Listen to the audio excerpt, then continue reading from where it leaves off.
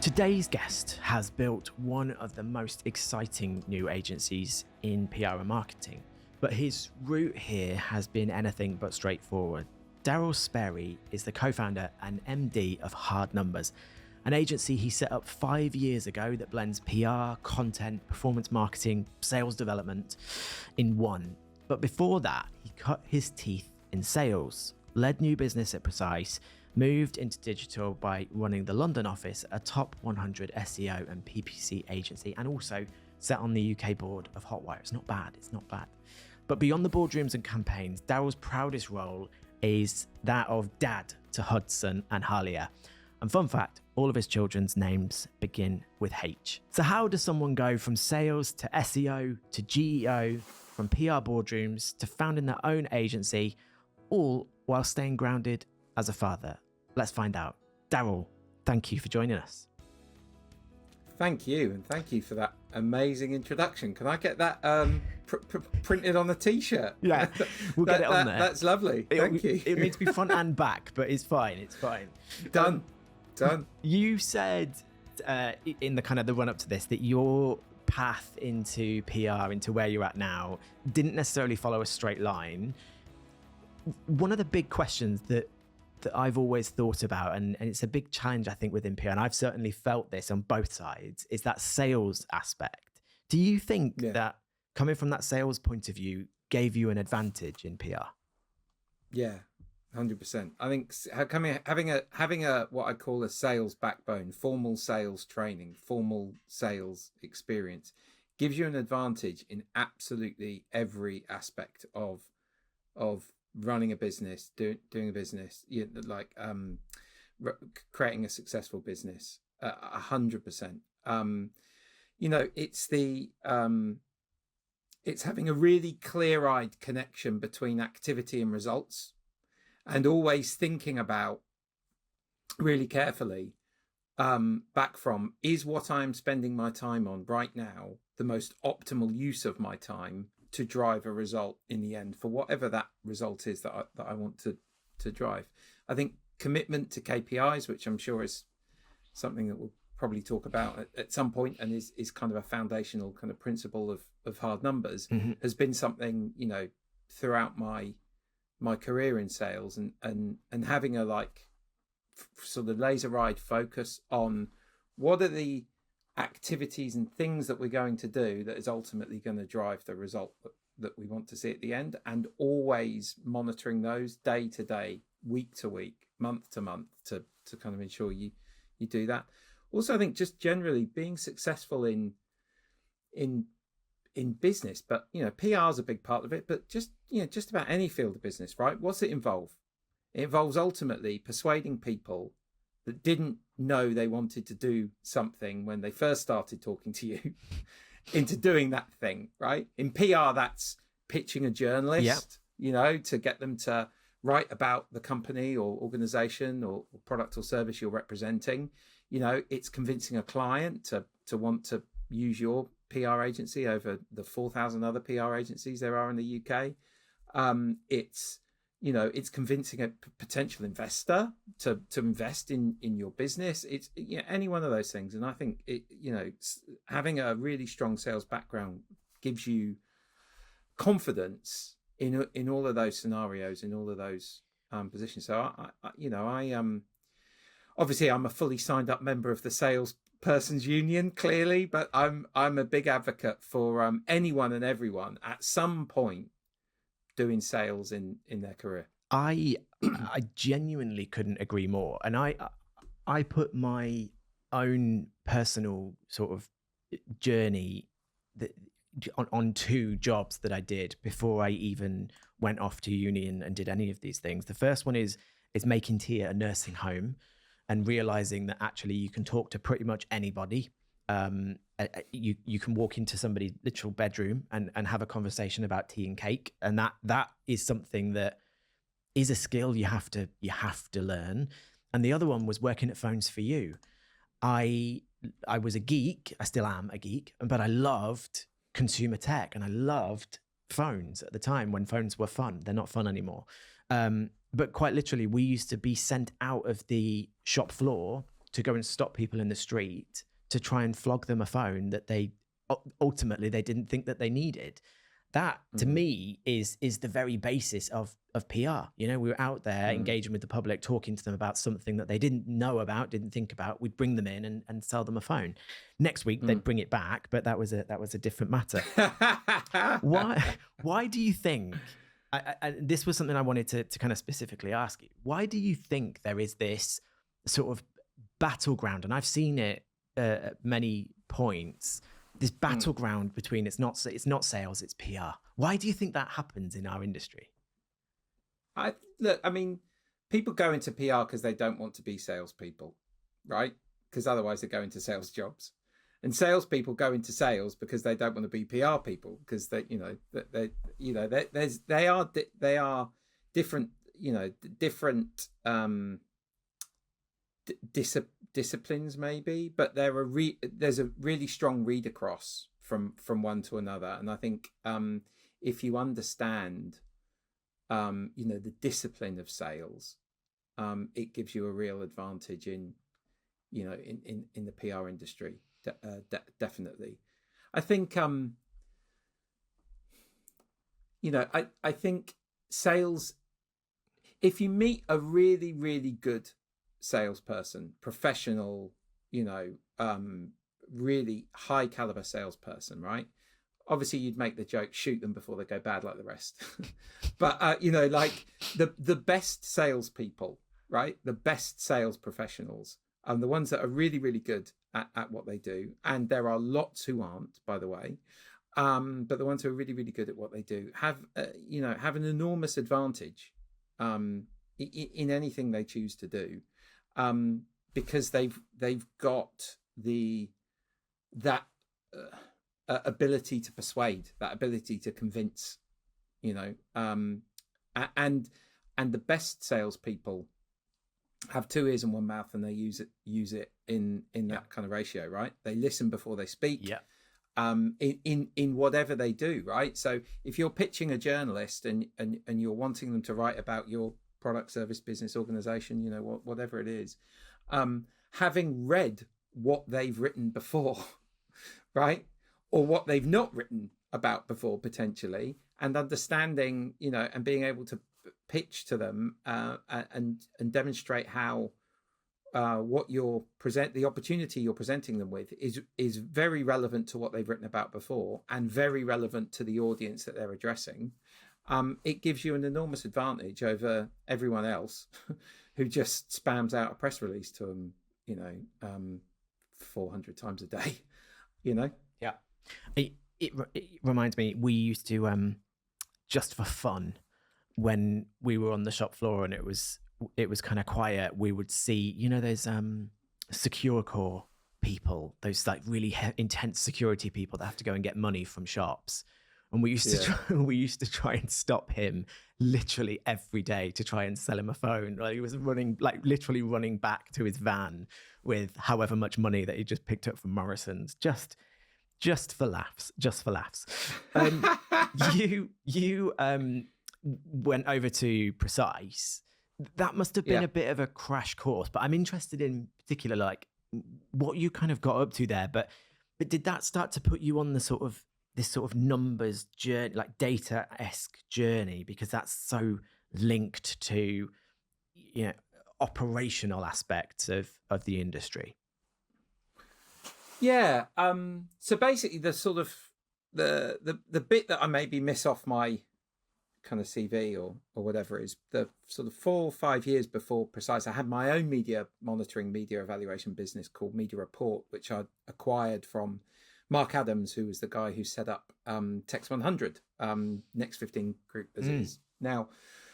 And I sold that business to Precise in 2005, and then we integrated it in 2006. And so I was no longer the MD of the of the business, and so I didn't really know what to do. And so they asked me, what role would you like to perform within Precise?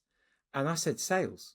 I want to go full time in sales. It was the one bit of my job running the business at Media Report, for 5 years that I really enjoyed.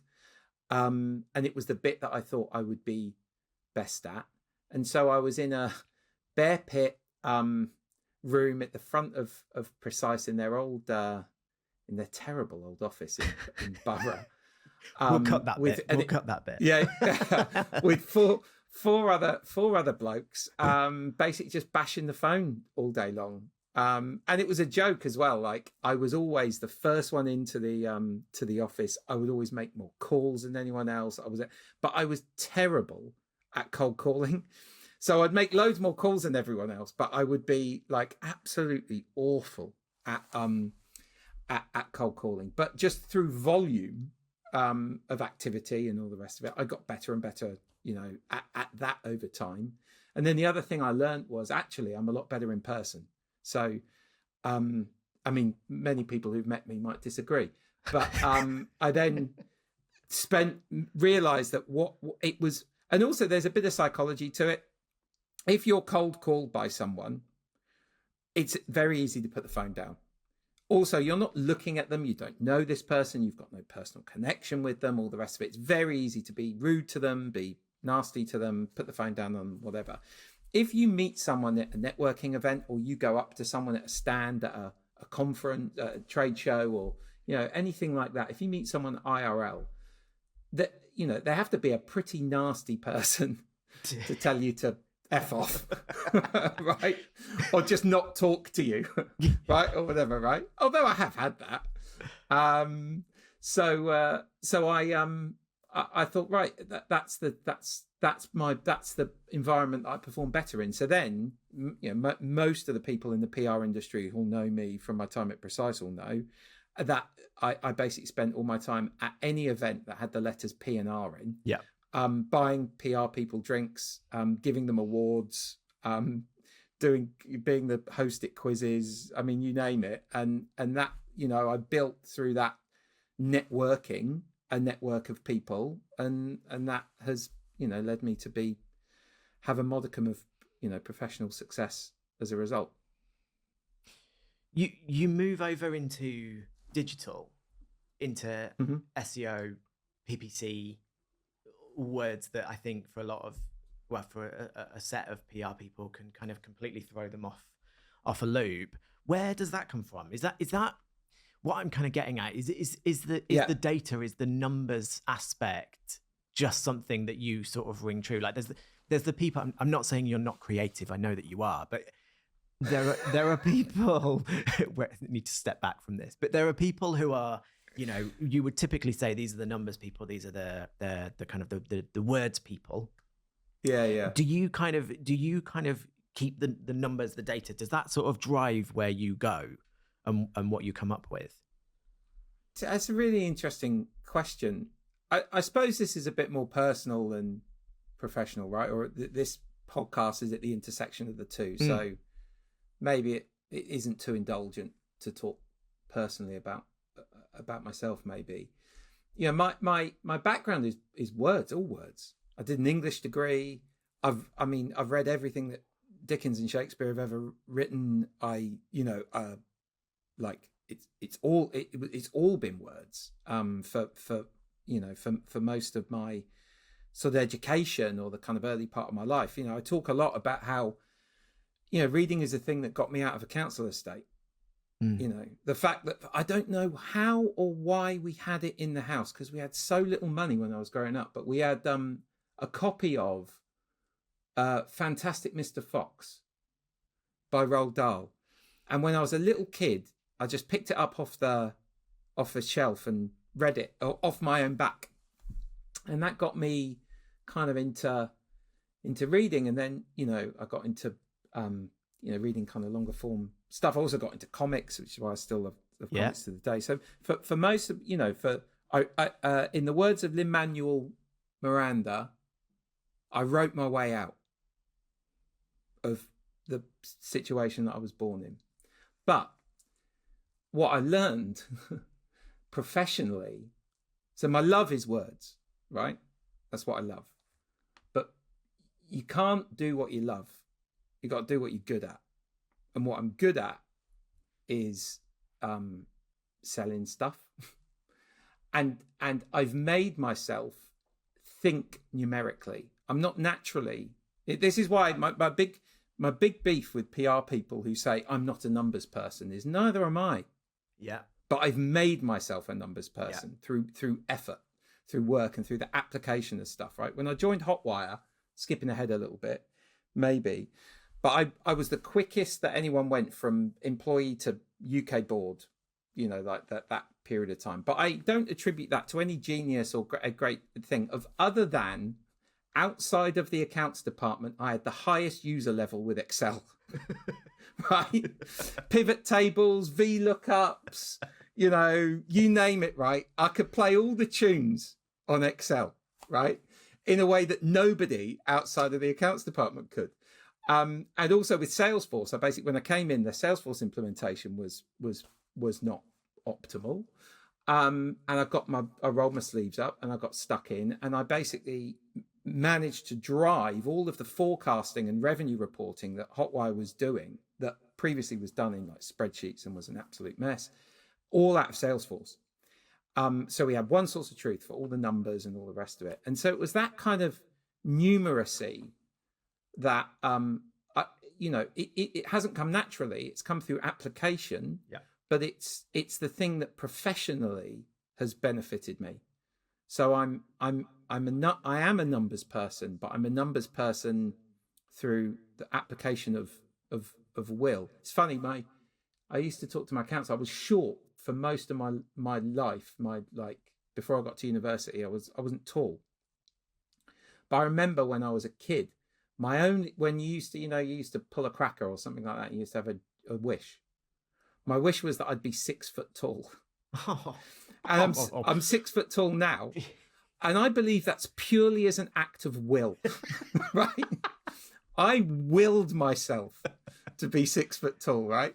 Similarly, I've willed myself to know how to use Excel and to be a numerate person. It hasn't come naturally to me, but I've made myself do it, you know? It's so interesting because what you're saying is so incredibly similar to my story. So I was exactly the same. Words, chatting to people, you just kind of blending in sales into what you're doing. Not that sounds gross. What I mean is, you can just by talking to people, you're not having to sell. You're just talking and you're highlighting why this thing will help them. And actually, I really struggled with numbers, financially. Kind of literate, but numbers just completely threw me.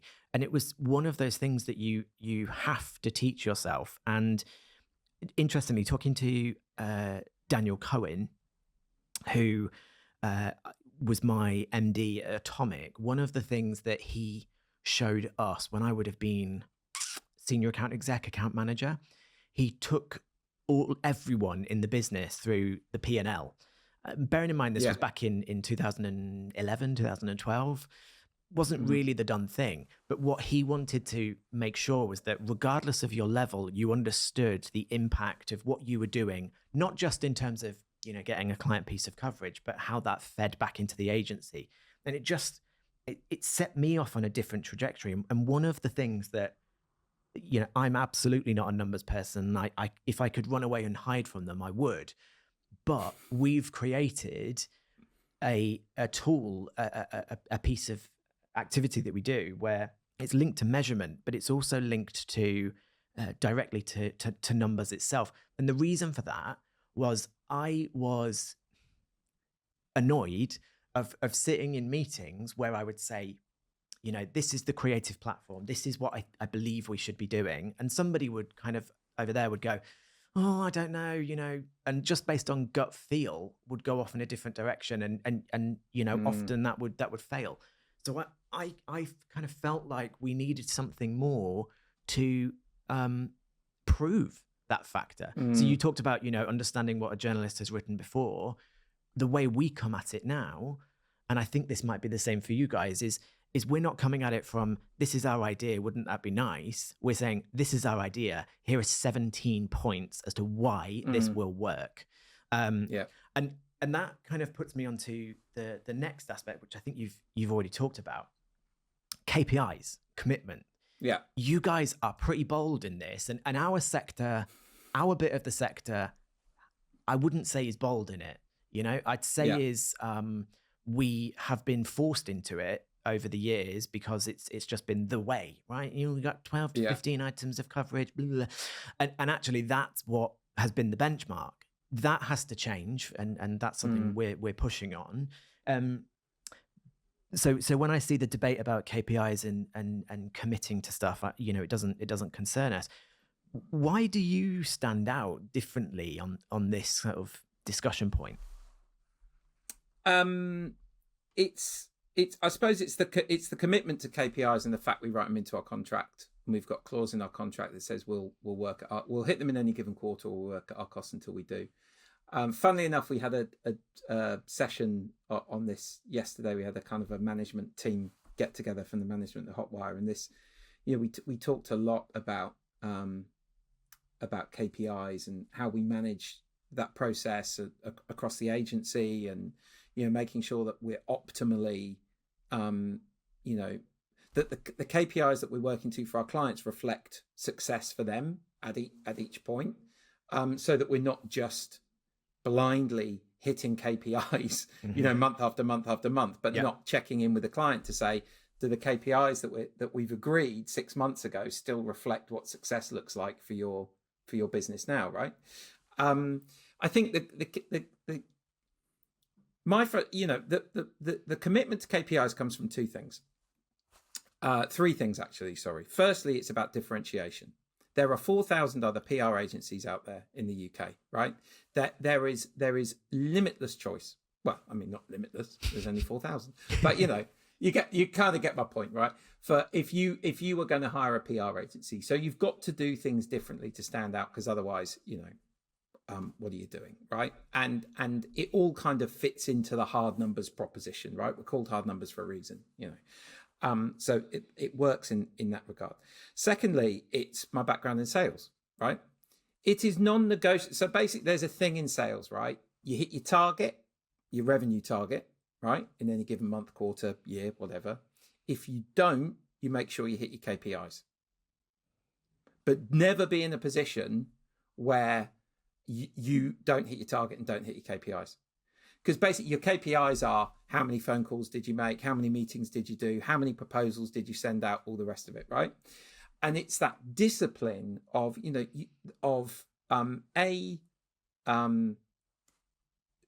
knowing what those KPIs are, right?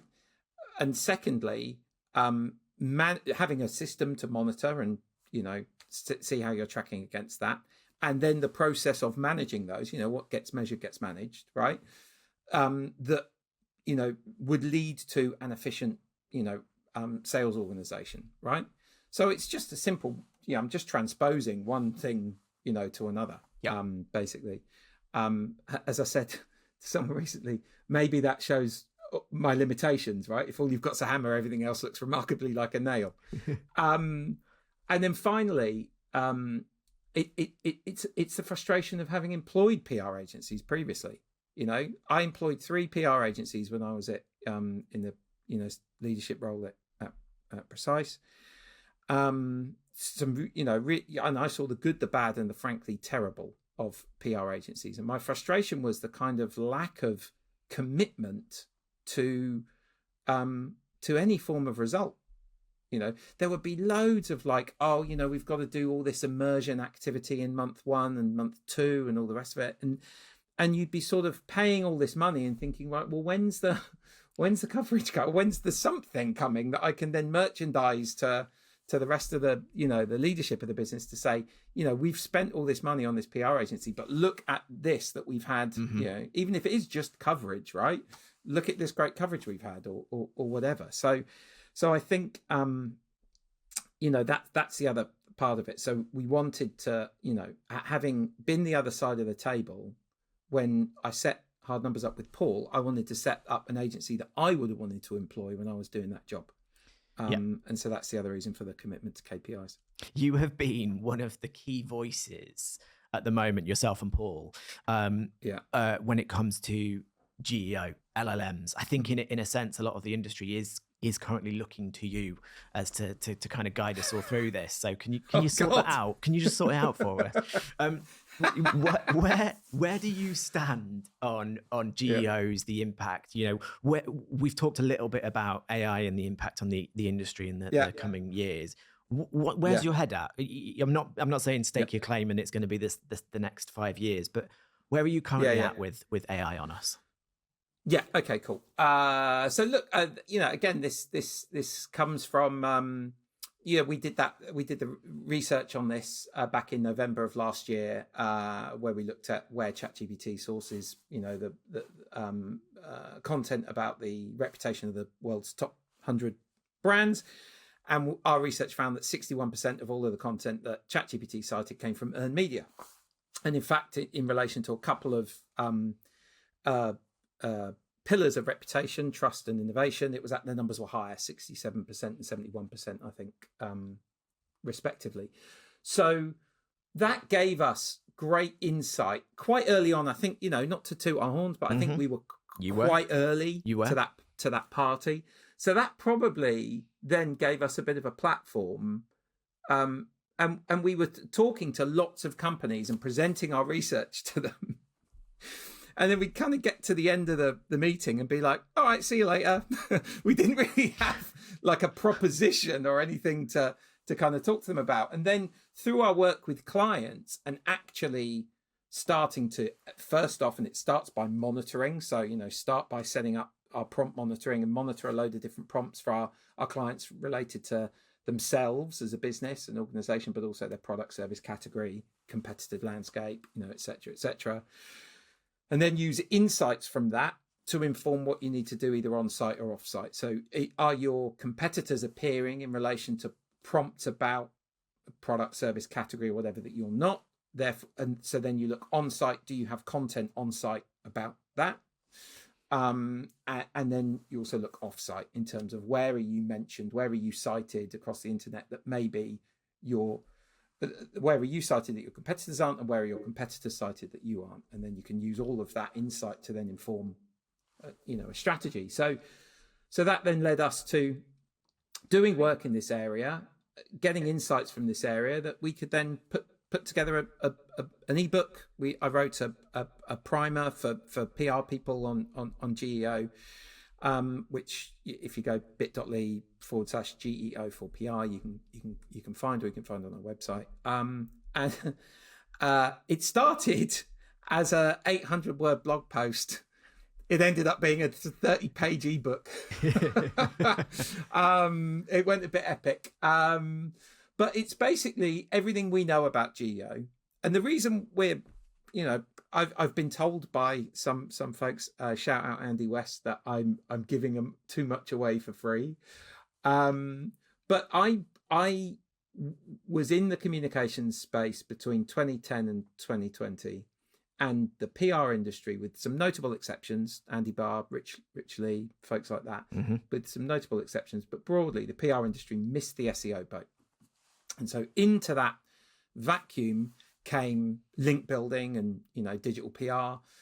And, whilst there are some great digital PR agencies, Rise at 7, Bottle PR, Bottled Imagination, PropellerNet, folks like that, for every one good one, there's 50 bad ones.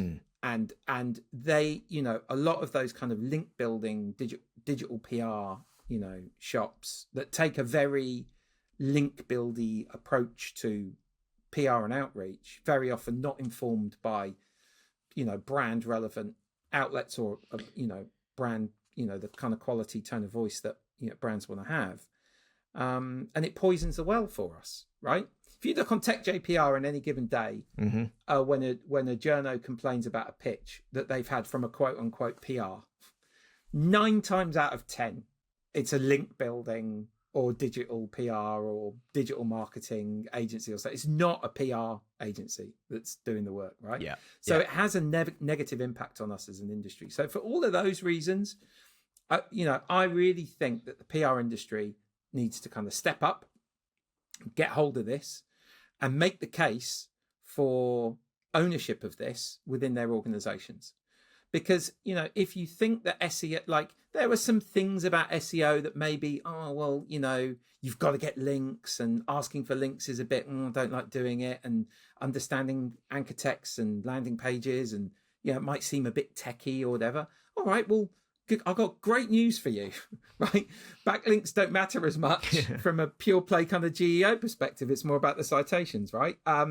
So that's good news. You know, so this feels even more in the wheelhouse of PR than SEO. And I really want the industry to grab hold of this and to make the case for ownership for this, so that whether you're in-house and you're trying to make the claim for ownership and therefore budget associated with this, or whether you're an agency and you're trying to make that case to your clients, I really hope that whatever we've done in terms of the research that we've done, or the ebook or other material that we've put out there, is helping giving people the bullets to fire to do just that. I mean, just from a B broadcast point of view, thank you for the work that you've done so far. It's definitely helped to influence where we're going. Again, you look at traditional radio and TV, and you start to question the role of that within GEO, and the knock-on effect. It's a really interesting one for us. We've been working over the last couple of weeks on a couple of sort of major global stories that have had a huge impact, very significant news stories that have come directly from either sources at the BBC. Sorry, what I mean is we've pitched into the BBC or to Sky, etc. And what we've noticed and what we found through sort of a global network that we're part of is that we're starting to see the impact of those stories directly land into, I think the last one we looked at, across 29 countries, our voices were appearing in 5 nations that really we weren't pitching to. And so it's can we give definitively the answer of what that means, what that has impacted? No, nobody really can at this stage. But it's so important for us as an industry to be saying to our clients transparently, look, this is still an experiential phase of where we're at as an agency, but this isn't something that we're ignoring. This is something that we are looking at and developing, and it will continue to evolve, but we have to be at the forefront. So, you know, if you are an account exec at this stage, and, you know, when I was an account exec, SEO was just sort of kind of finding its feet. And it was something that felt alien to me. And again, I remember going for a pitch. Daniel pushed me to be the SEO person in the room. And I quote unquote shit myself because I had no idea. And I was like, how am I going to go and pitch this global airline and be the SEO person? But you do it in that moment because those challenges set you off. And suddenly kind of really what you're talking about is you had a hypothesis and you went off to prove it for the benefit of PR. That's what we all need to be getting at in elements like this. I think I might know the answer to this, but go on. 5 years ago, you set up Hard Numbers. Yeah. What was the spark? Where did that come from? What gave you the blunt question is, but who do you think you were to go out and do that? Oh God! Well, it's all Paul Stollery's fault, really. So I mean, Paul had an idea for an agency and a proposition that he seen work very successfully for a youth marketing agency, Hype Collective, that was really sort of linking lead generation and business development with, you know, communications. And we went for a beer and went and watched the Joker movie together, which is sort of dating when this happened. And I had a few other options and a few other things, that offers and things like that, when I kind of made the decision to leave Hotwire. But the closer I got to it, the more excited I got about the proposition. The link between creativity and commercial impact that you made reference to earlier. I'm not the creative; it is definitely Paul, but you know. I try.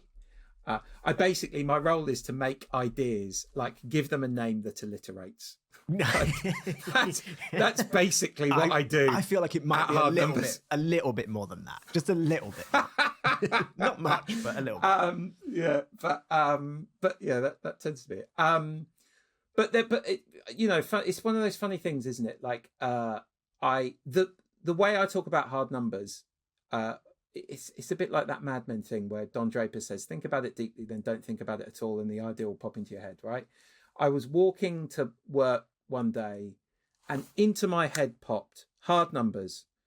We deliver stretching, we help companies deliver stretching commercial targets, so we help them deliver hard numbers. We deliver best-in-class measurement of what we do, so we deliver hard numbers, right? Like, that is basically almost verbatim what came into my head. And I was like, and it's really funny as well, because Paul and me went for a beer. We're not rabid alcoholics, by the way, but we went for a beer again to talk about ideas. And he'd come with like three, Paul used to run the branding bit of Hotwire, right? So like he's branded companies, products, services, stuff like that for big multinational businesses previously. And I'm just a salesperson, right? And we get together and he was absolutely gutted that I'd come up with like a much better brand name and proposition for the agency than he had. But the closer I got to it and, working with Paul and all the rest of it, the more excited I got about it. And it's been, no, as anyone will tell you who's ever run an agency for, this kind of stint and longer, it's not always just continually up and to the right. There are lots of setbacks and pitches that you should have won but didn't, opportunities that should have come your way but didn't. For all, we win 50 to 60% of what we pitch, so that means we lose 50 to between 40 to 50% of what we pitch, right? At our best, we win about 75% of what we pitch. But so that means the failure, loss, or whatever is inherently built into what we do, right? But success is merely a function of how you deal with failure and how consistent you are over time, and that's it. How do you? My old boss, he doesn't work in the industry anymore. But he told me once, you can send, I think he just came up with it. I hope he did, because otherwise he's quoting someone else, but you can send 10 approaches to clients, to any kind of prospect of what you're looking for. 8 of them will ignore you. 1 of them will tell you to bugger off. And the last one will say, yeah, I'm interested in, let's have a chat. And the thing that he was trying to get at is you almost have to be able to pick yourself up from the, being ignored, the, even facing the, bugger off. And it's the same with journalists. How do you, as an agency, sort of pick yourself up when you're in those moments where you've lost a pitch that you should have won? Like, how do you keep going? You guys always seem dead chipper to me. Like, how do you keep that going? Do you know what, mate? This is, again, do you mind if I get personal rather than professional on this? Please do. I think about this all the time for my kids, right? All the time, because they will have advantages that I never had, right? And they have things, they will never be hungry, or they'll never have experienced actual hunger, right? Which, I had as a kid, or never experienced not having a something because one of their friends had a something. They'll never experience the shame of, all that kind of stuff, right? And I think that has definitely been part of the, my motivate. I'm, quite a motivated person, right? And I think a lot of my motivation comes from, I always want to have more stuff than anyone else. I want to have the better this, and, or I want to know that I could if I wanted it. Yeah. Right. Yeah. And because I didn't have it when I was a kid. So I think about this a lot for my kids. And I also think about this a lot for my kids in terms of like failure, because I have to try to create opportunities for them to fail. because they have to experience failure. They have to experience rejection. They have to experience not winning something, not being the first picked on the team, not, my son is absolutely amazing dancer. Unlike his dad, right? He's only 4, nearly 5, but that boy has got samba hips. He has got rhythm in his bones, right? And he's got his school play coming up, and I'll be furious if he doesn't get some kind of like leading role in this thing, right? But in another way, I sort of want him to experience the rejection of not getting a leading role for something, because then it will make him more determined to come back at something else that he'll, that's for him to have another opportunity and to smash that, at a later life. So I'm always this sounds really weird, but I'm always looking to create safe opportunities for my kids to fail. I wrote a poem for both of my kids, for Halia and for Hudson, and I had it illustrated by a girl I used to work with at Hotwire called Lucy Nass for my daughter Halia, and then Holly Munger, who works with us at Hard Numbers for Hudson. But in Halia's poem, I wrote about life's roller coaster, and that there'll always be some downs with the upside, but just know that me and your mum will always be with you for the ride, right? And I want them to experience downs because it makes the ups better. But it's important that they do. You can't, as much as a parent, you want to be protective, you want to hermetically seal your kids away from failure. You've got to create a safe opportunity for them to fail, because failure is the best teacher. All of like every time we don't win a pitch at Hard Numbers, right? I absolutely coruscate myself. I look in the mirror first and think, like, where did we go wrong? Where did I go wrong? What did I not communicate? Because 9 times out of 10, we were the right agency for that client, but in only 6 times out of 10 instances, I'm able to convince them of it, right? So, like, how do I get better, right? When we win pitches, I never spend the same level of time thinking, and maybe that's a failure on my part, why did we win that? But if we don't win something, I absolutely pore over it. And I'm always more, I could tell you now, I could give you the list of pitches that we lost. I probably couldn't give you the list of pitches we've won. Yeah. Right? And so I think, my failures would live with me longer than my successes.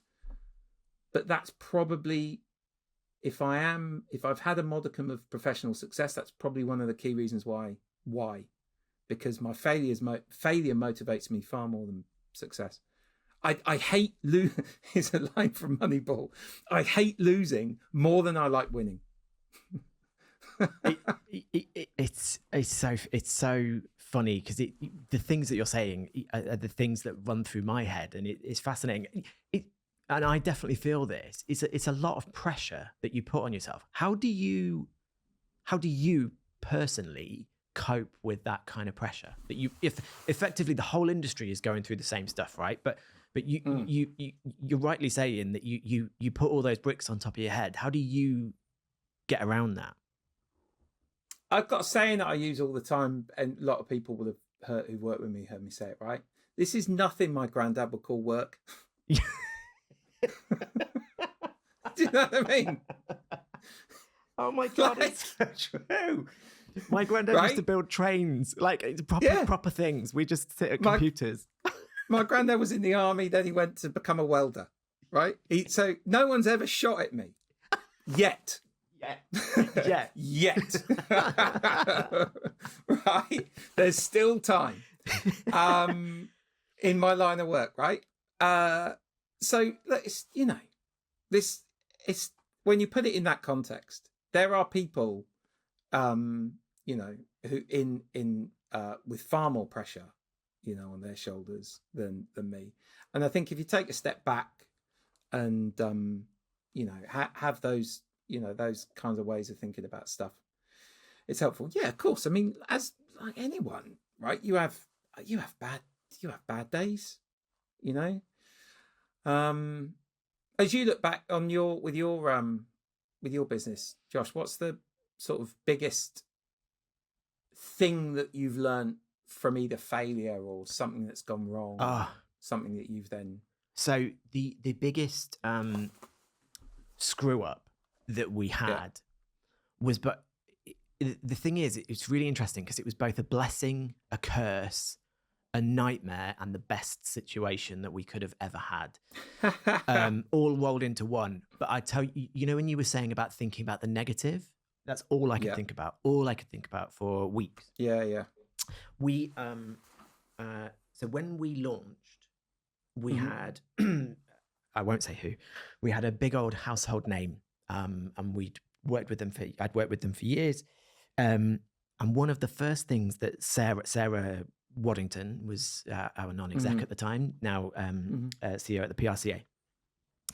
One of the first things that Sarah said to me, I presented our numbers and I was like, we're doing great, like, you know, we're doing brilliant, like, I'm really happy with this, you know, great guns.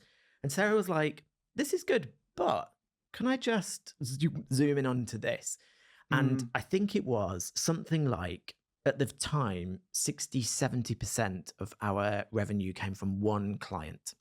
Right, client concentration problem. And I knew it, but it was so far at the back of my head that I never thought about it. And then effectively, you know, clients change, clients rebrief. And what happened was, in our sector, I think they appointed an agency that had their own setup, and actually for time and ease, actually it made sense to do it through their bit. And over time, it just went. And it was a bit like, it was a shock to the system. But effectively, what Sarah was pushing me for, kind of from day dot, was you need to push that out. We need to balance that out into a way. And we started doing it, and then we had the rug pulled from underneath us. And it was a real shock to the system.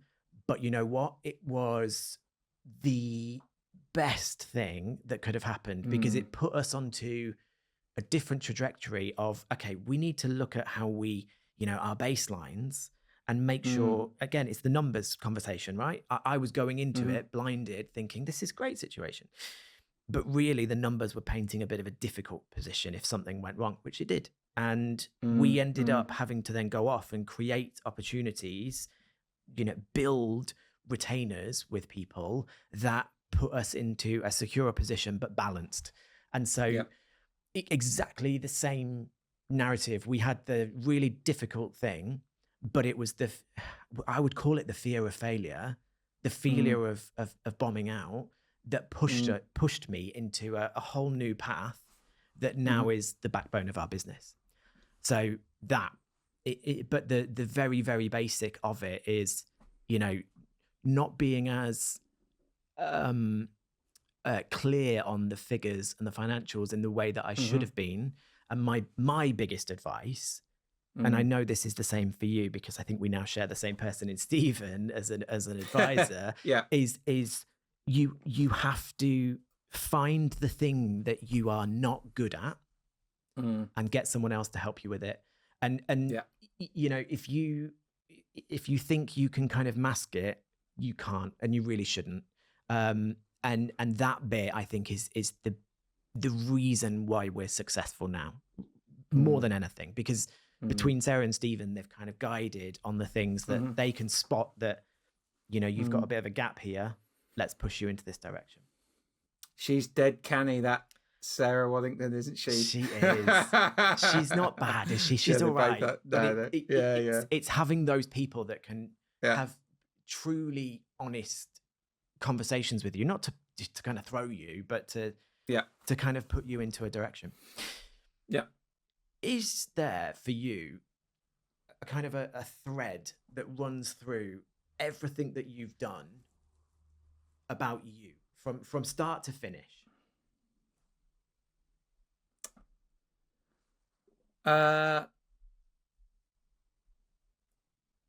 It's probably that I sell. that that is probably it. It's probably the uh I've always I've always I've always talked a lot. I've always been comfortable like talking or whatever. The skill that I learned in becoming a better salesperson was that 2 ears and 1 mouth. Start by listening, all that kind of stuff, right? But when it's your time to talk, make sure that what you say is, kind of relevant, impactful, helpful, or whatever. I think it's probably that. It's a sort of pattern recognition of the need to persuade or convince across everything. And it's my ability to, whatever scenario I've found myself in, somehow being able to talk my way into a better scenario at the end than the start.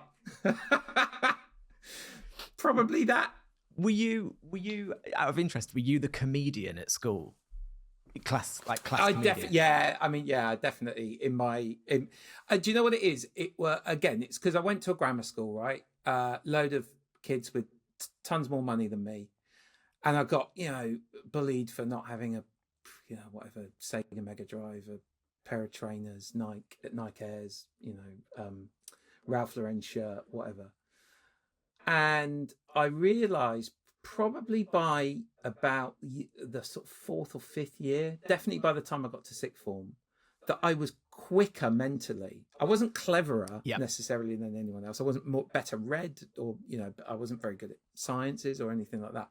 But I was mentally quicker I was more quick-witted than other folks, and I could be funny, and I could diffuse, And then I was like head of the school debating society, and I kind of feel bad in retrospect because I basically used it almost like a stand-up, platform for stand-up for me, basically, which I coarsened the discourse and the approach to debate at my at my sixth form for the year that I was head of the debating society. But yeah, I've never talked about that to anyone, Josh. So there you go. There you go. It's funny. I remember being, because I think our stories are very similar. I remember being, I think, probably about 13. Mm-hmm. And I think this, to me now, when I think about it, I feel weird about it. But I remember walking back and thinking, do you know what? I need to really hone in on being funny. And then I did. Yeah. And I remember that moment and having that moment of clarity. It's a strange one. And how those things then follow you through in life. Finally, mate, what is it about you? What things about you make you feel accidentally brilliant day to day? This was the one question that I was terrified of answering. You were very kind and you shared some of the questions, although I don't think you've asked me many of the ones that you shared beforehand. But anyway, this was the one that I was terrified of answering because, if I'm very honest, I'm very hard on myself, and I would never describe myself as brilliant at anything. Accidentally, I think. It's funny, I have a joke that, like, on my gravestone it will say "more by luck than judgment." So that's probably it. But I don't know about accidentally brilliant. I think professionally, I have been incredibly fortunate to have both some absolutely terrible managers, which gave me a really good insight into how not to be. And from the time I worked at Hotwire onwards, I had some absolutely fabulous managers at Hotwire. Adele Breen, Matt Cross, Barbara Bates, Andy West, just to name a few, really great folk. And I learned a lot. I'm different from all of them, but from all of them, I learned something. So I've